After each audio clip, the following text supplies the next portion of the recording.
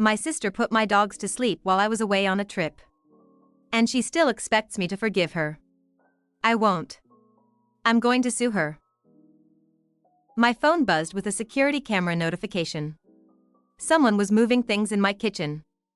It was Clara. She had just arrived at my house with her son 2 days earlier than planned. Without telling me, without asking for permission, as if everything belonged to her. I expected it, to be honest. She's always been like that. Always acts as if the world owes her just for existing. What I didn't expect was that this would be the last time my dogs wagged their tails at someone. Christmas was approaching, and like every year since Dad's first heart attack, we tried to spend it together. Even if it meant putting up with Clara's chaos.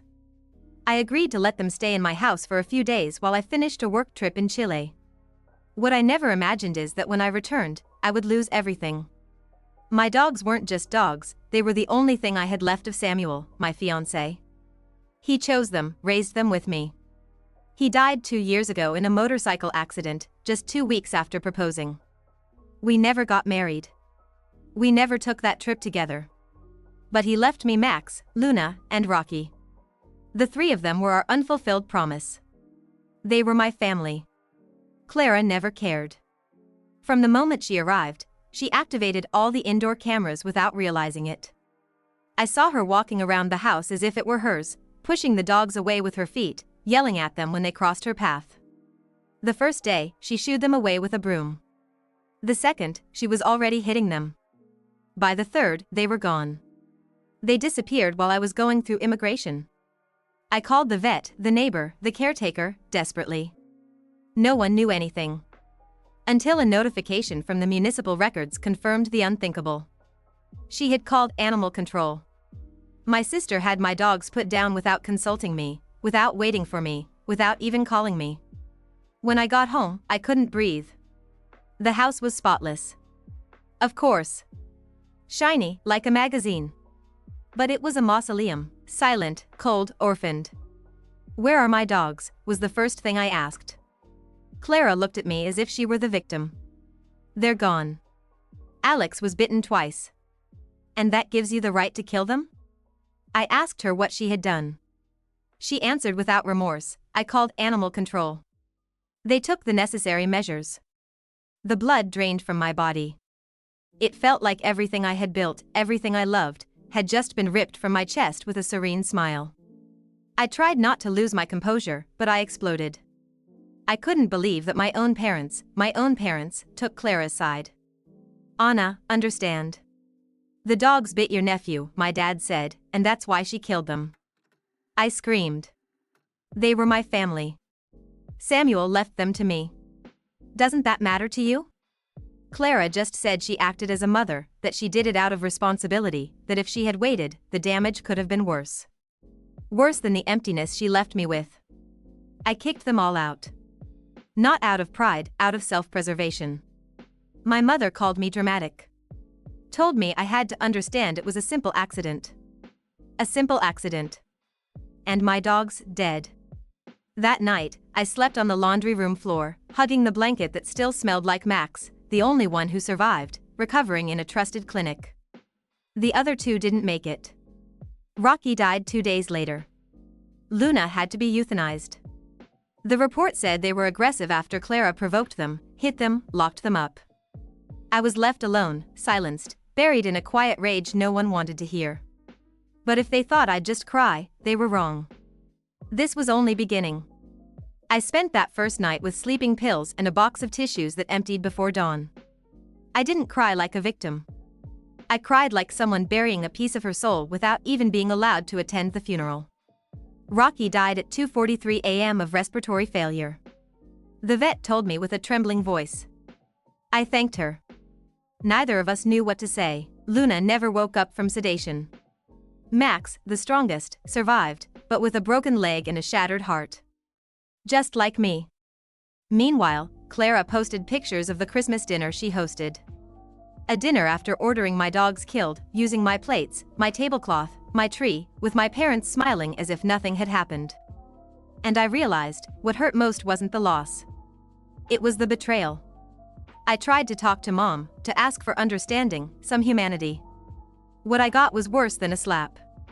Sweetie, I know it hurts, but they were dogs. Alex is a child. Dogs. As if that made them disposable. As if they hadn't been part of my life. As if they hadn't seen Samuel running with them in the garden when he was still alive. And Samuel? What do I do with what they meant to me? You have to let go of the past. Your sister did it to protect. That phrase broke everything. And who protected me, Mom? Who protected my dogs? She hung up without answering. Dad didn't call, he just sent me a short message. Clara didn't mean harm, that's just how things are. My parents weren't just justifying her. They normalized it. Made me feel hysterical for mourning my animals. Days later, I posted a picture of Max bandaged, weak, but alive. I wrote from my gut, I was betrayed by someone who claimed to be family. Blood doesn't always protect, sometimes it destroys. I didn't name anyone. Didn't mention Clara. But the message was clear. The comments gave me oxygen. People who understood. People who told me grief for an animal is real. That I wasn't crazy for wanting justice. That I wasn't alone. And then I realized, if I didn't do it, no one would name what happened. Clara's narrative was winning. In every WhatsApp chat, at every family table, I was the exaggerator. The bitter, childless woman. The one who preferred dogs to people. So I made the hardest decision. I went to see a lawyer. Told her everything. Showed her the camera footage of Clara hitting the dogs, Alex's medical report, which only mentioned a superficial bite. The animal control report, where Clara claimed the dogs had attacked repeatedly and were highly dangerous. This is solid, the lawyer said. You can sue her for animal abuse, misappropriation, and emotional damage. I nodded silently. My rage no longer hurt. It was gasoline. 2 days later, Clara received the lawsuit. And, just as I expected, she sent me one message: "Are you really going to break up the family over a couple of dead dogs?"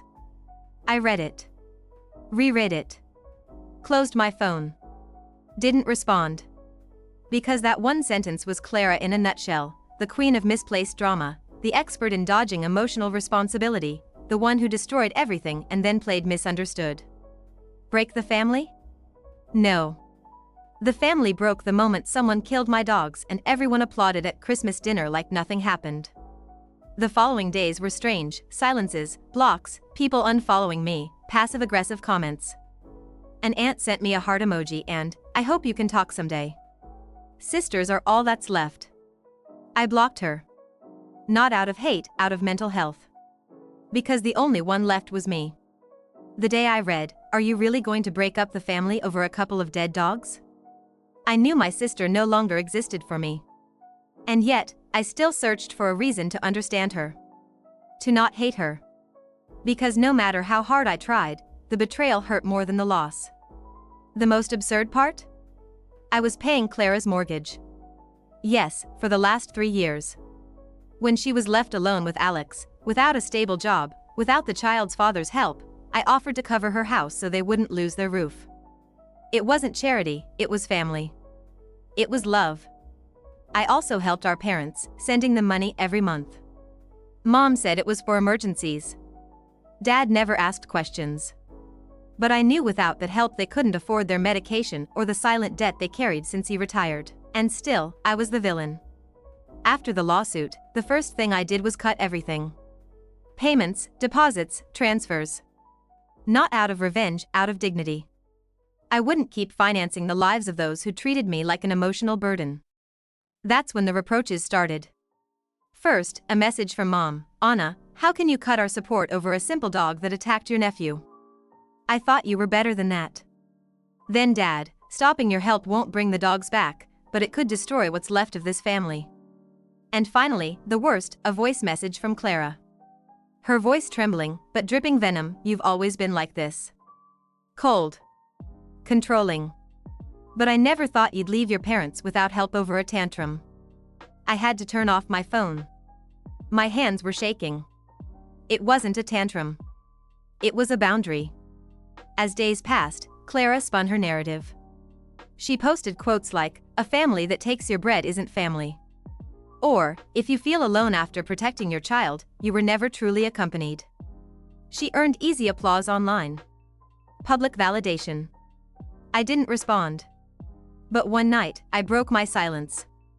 I posted a photo of Samuel smiling with Max asleep on his legs and wrote, "Some people will never understand that sometimes the only thing you have left of the one you loved most walks on 4 legs.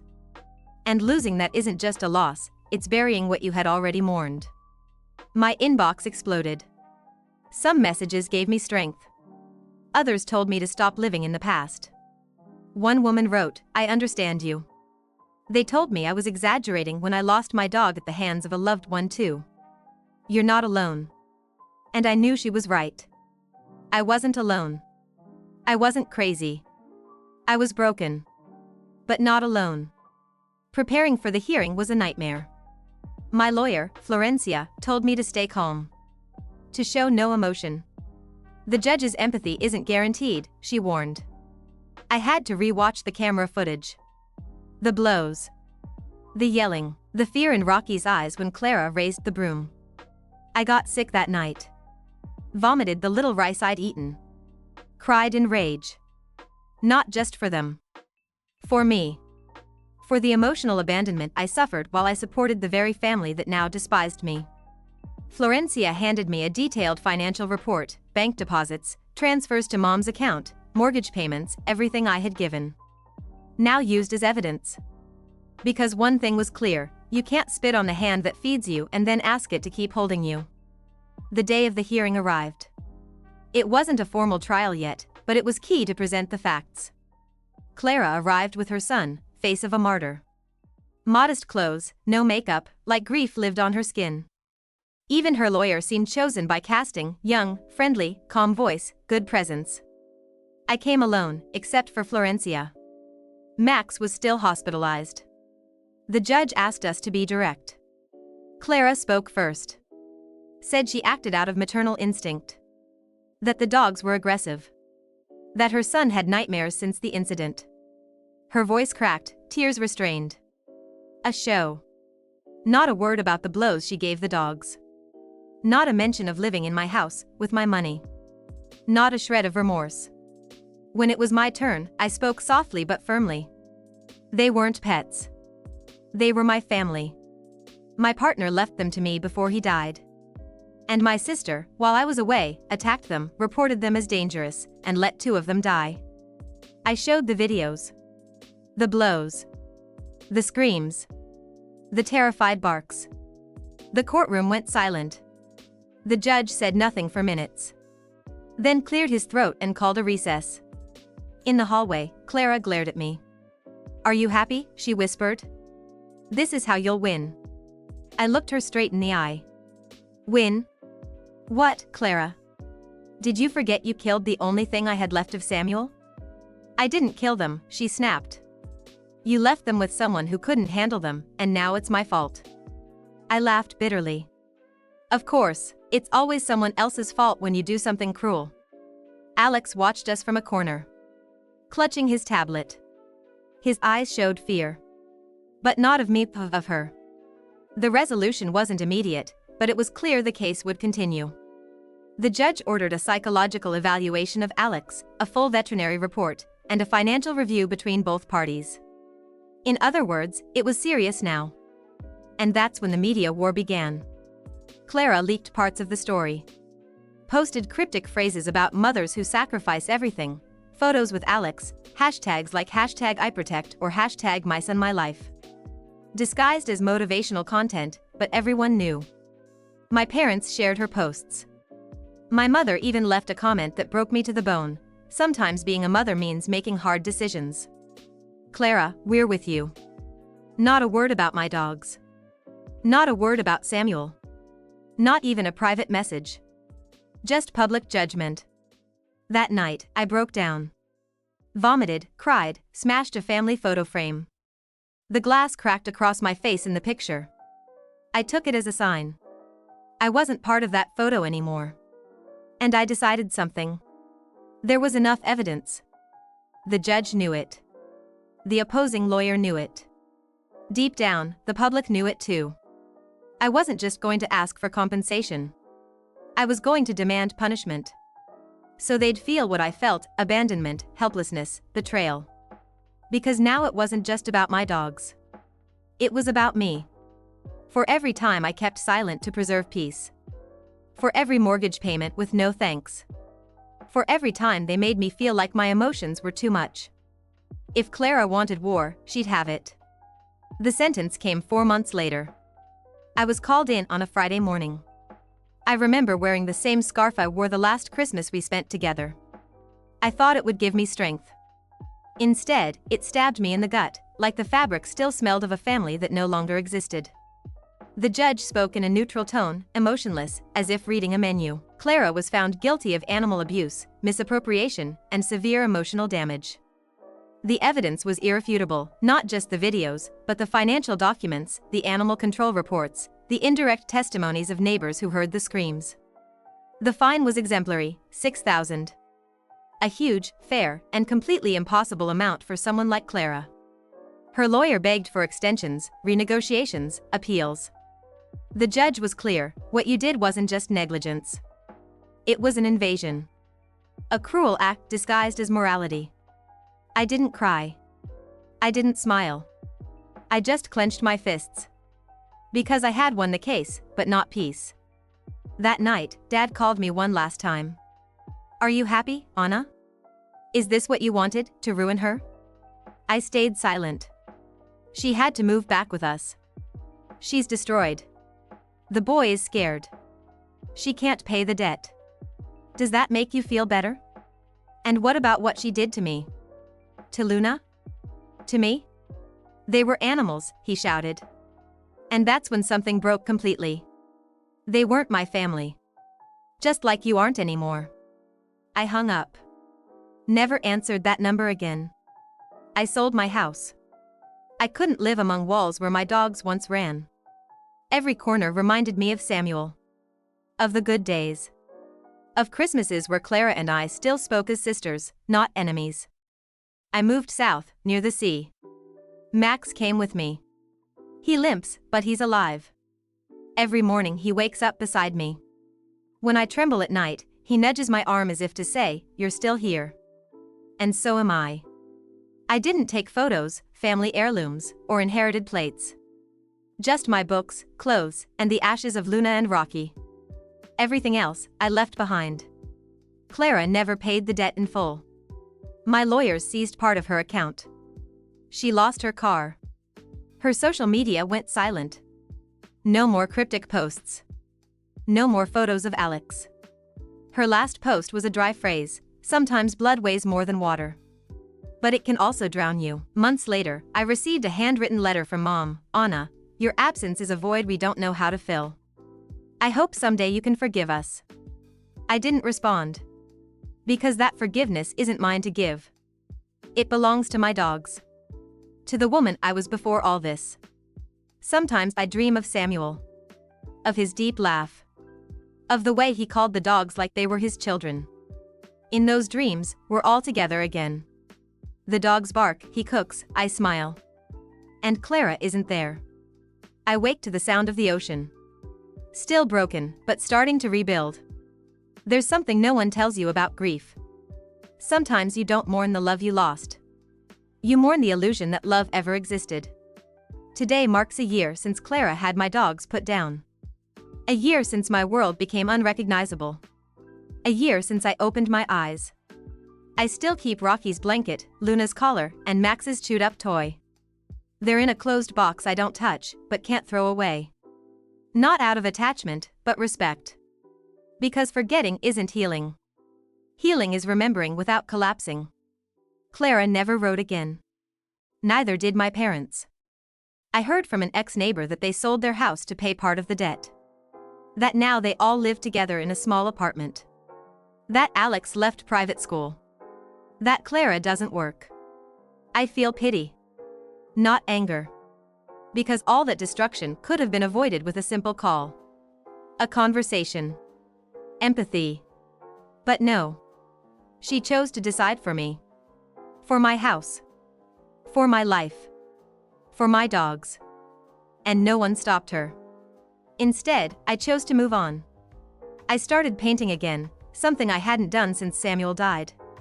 The first painting I finished was abstract, chaotic gray lines with an orange glow in the center. I titled it "We Survived." Hung it in the entrance of my new home.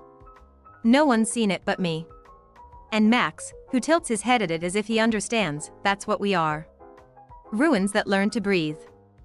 I've made new friends. People who know nothing about my past. Nothing about my dogs, nothing about my family.